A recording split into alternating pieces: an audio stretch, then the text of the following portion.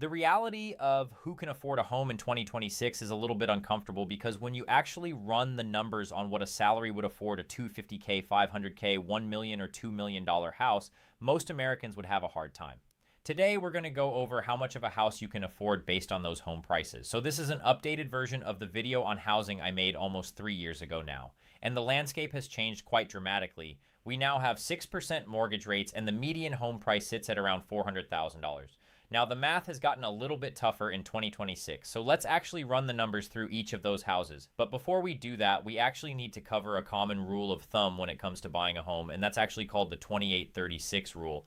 This is the classic rule that banks are going to use, and they'll tell you it's all about affordability, but rather I think it's more used to see what you actually qualify for. This rule states that your mortgage payment, including your taxes and insurance, should be 28% of your gross monthly income in order to qualify for a mortgage. So if your household makes $100K per year, that means your gross salary is around $8,333 per month. If you multiply that by 28%, you should get $2,033 per month. That is the monthly mortgage amount that lenders would be okay with giving you. Now, the reason you should be cautious of this rule is that it doesn't account for the maintenance costs, HOA fees, utilities, or other home ownership expenses. It just tells the bank whether or not they're probably going to get paid back. The N36 part of the rule refers to the fact that your mortgage payments and all your debts, such as if you have a car payment, student loan payments, or credit card payments, all those will get added together along with the mortgage payment. Then your total number of debts divided by your income needs to be less than 36% of your total income in order for you to get approved for a mortgage. Now, I want to clarify something here. Just because you are approved for a mortgage doesn't mean it's affordable in your situation. Mortgage lenders aren't really in the business of caring if you have enough money left over to save for retirement. They literally just care if they're going to get paid back or not. So we can use this rule, the 28 and 36 rule, as a guideline, but I don't think it's the ultimate determinant of affordability. A better framework, I would argue, is that you should aim to keep your total housing costs, which include your mortgage payment, your property taxes, your insurance, and HOA if you have one. You want to keep that under 30% of your net income. That's your take-home pay, aka the money that actually hits your bank account. Net, in my opinion, is a way better rule to use than gross because gross income creates delusions. You may think that your household is making $150,000 per year, but in reality, you are only taking $100,000 per year and your budget should be based on what you actually take home. Now, 30% of net is a target, not a guarantee. So in some markets, especially on the coast, even hitting 30% net requires a household income that most people won't have, and that's kind of the uncomfortable point of this video. Before we get into the salaries that allow you to afford the different types of homes in today's video, here's my honest opinion. When it comes to affordability, you need to run your own budget, period. The rules of thumb are something to look at, but they don't really matter as much to what you personally spend on a monthly basis. You should look at your net income and factor in what a reasonable amount for you is to spend on your mortgage, utilities, property taxes, maintenance, etc. Some people's net income is going to be wildly different than another person's net income because someone maxing out their 401k at $23,500 per year is going to have a much lower take home than someone contributing nothing. And in that scenario, they could be making the exact same salary,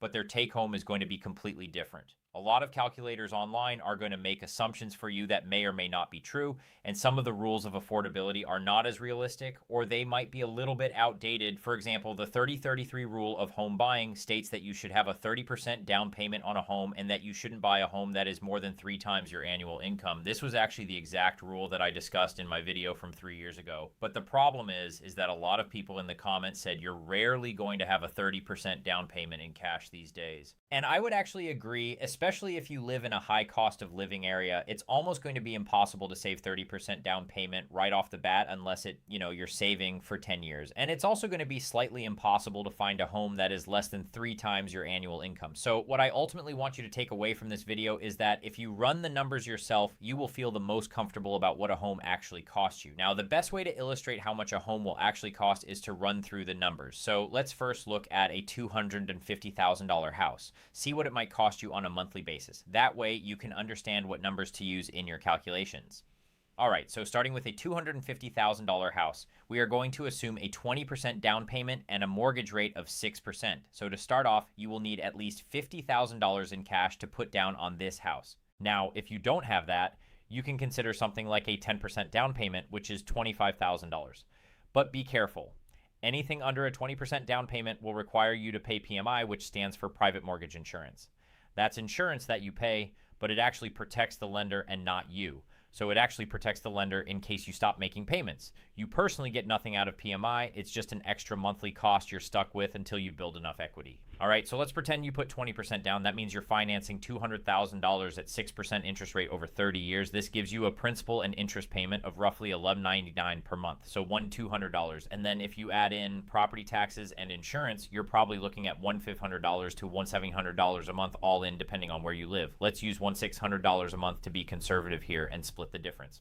That means, based on the 28% rule of affordability, your gross income monthly should be about $5,714 per month, or about $6,850 per year. Remember though, that's the bank's rules. So based on my 30% net income rule, you actually need to earn more than that. Assuming you take home roughly 75% of your gross pay after taxes, you need about $5,230 in net income per month, which works out to a gross salary of around $85K per year. So the bank says that you can do this on $6,850.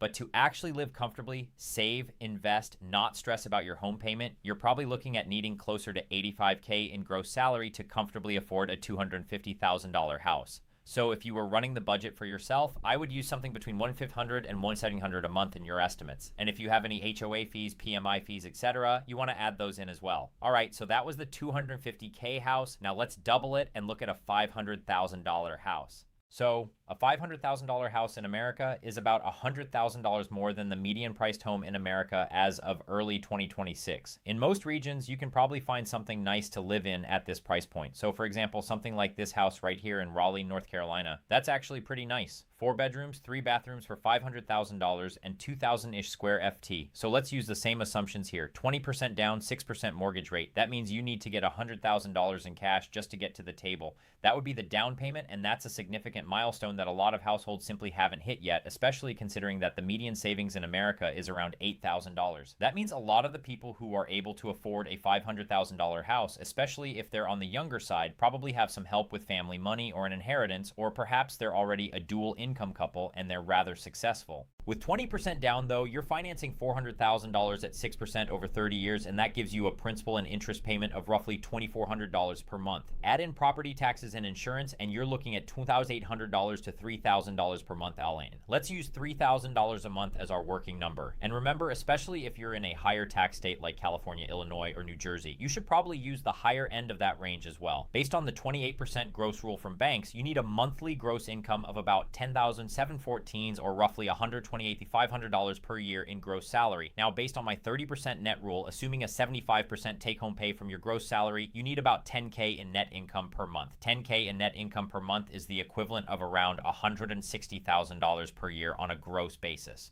So I think that's already pretty crazy. A $500,000 house requires $10,000 in net income per month if you want to stay under the 30% net rule.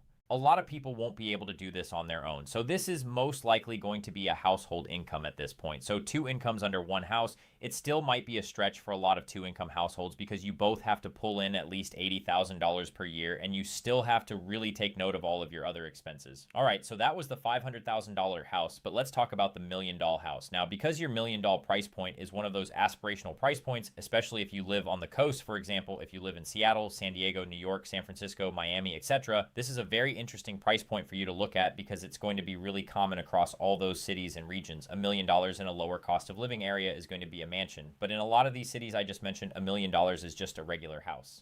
And if you live in San Francisco like me, $1 million will get you $838 EFT in the form of a condo. All right, so 20% down means that you need $200,000 in cash before you even get a mortgage. You're going to be financing $800,000 at 6% over 30 years, which gives you a rough principal and interest payment of $4,096 per month. If you add in property taxes and insurance on a home at this price point, you're looking at between $5,800 and $6,300 a month, Allen. So today, let's use $6,000 a month as our working number. So here's where it gets a little bit uncomfortable. According to National Association of Home Builders data, only about 6.9 million US households have enough income to afford the $1 million house. That's out of 134 million households total. So we're talking about the top 5% here when we're talking about affordability. Based on the 28% gross rule from the banks, you need around $257,000 per year. Now, based on my 30% net rule, assuming the 75% take-home pay as well, you need about $20,000 net income per month, which works out to a gross household income of around $320,000 per year. Now, that was based on a 25% effective tax rate. If your effective tax rate is actually a bit higher, then your gross household income should be a little bit more, maybe $350K, $360K, etc. And one more thing worth noting is that at this price point in most parts of the country, you're going to need a jumbo loan since the conventional conforming loan limit in 2026 is around $832,000. Jumbo loans typically require stronger credit, larger cash reserves, and often come with slightly higher interest rates. So the bar to qualify is slightly higher than your standard mortgage. So again, if we were to use $6,000 a month as your budget, can you actually afford this? If you and your partner are taking home, say, $12,000 a month, this might be too much of a stretch.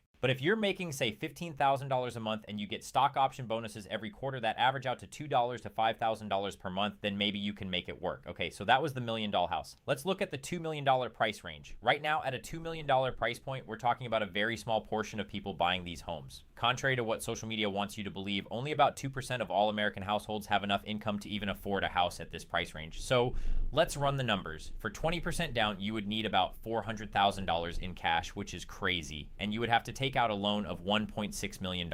That means your principal and interest payments alone come out to $9,593 per month. That's almost $10K a month.